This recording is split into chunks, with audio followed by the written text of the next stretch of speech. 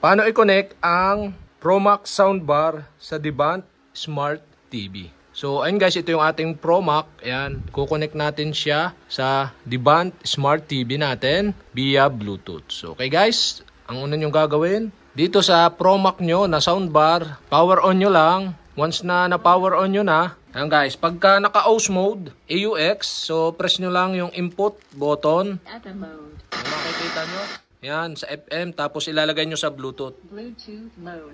Yan, kailangan Bluetooth mode yung ating Promax na soundbar. So, yun lang sa Promax na soundbar. So, dito naman tayo sa pinakang Devant Smart TV natin. So, ang gawin nyo lang, press nyo lang yung menu sa remote. Yan, menu. Tapos, punta kayo dito sa settings. Yan.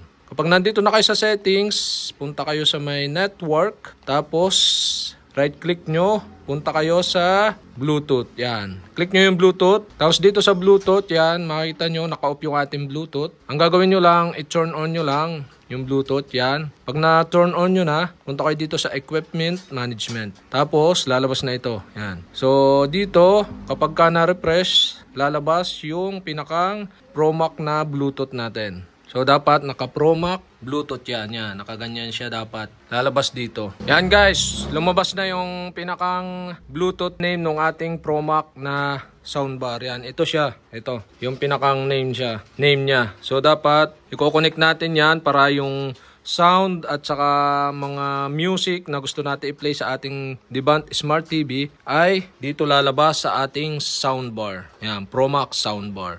So, kukonek lang natin. So, punta lang natin dito sa soundbar na Bluetooth name natin, yung SBK2040BT. So, click lang natin ng okay. Yan. So, kita nyo, kailangan check yan. Yan. SBK2040BT connected. Yan. Connected na siya, guys. So, once na mag-play tayo ng music or sounds ng pinapanood nating mga video or movie, ay mapupunta yung sounds dito sa Promax na sound bar. Yan. So, okay guys, successful nating na i-connect ang ating Promax soundbar sa ating Devant Smart TV via Bluetooth. So, ganun lang kadali mag-connect ng soundbar sa ating Devant Smart TV. So, okay, sana nakatulong itong video na to. At kapag may mga katanungan kayo, mag-comment lang kayo below. At kapag hindi ko pa kayo subscriber, mag-subscribe lang kayo sa aking YouTube channel. I-click nyo lang ang subscribe button at ang bell para updated kayo sa mga video tutorial like this. Okay, thanks for watching.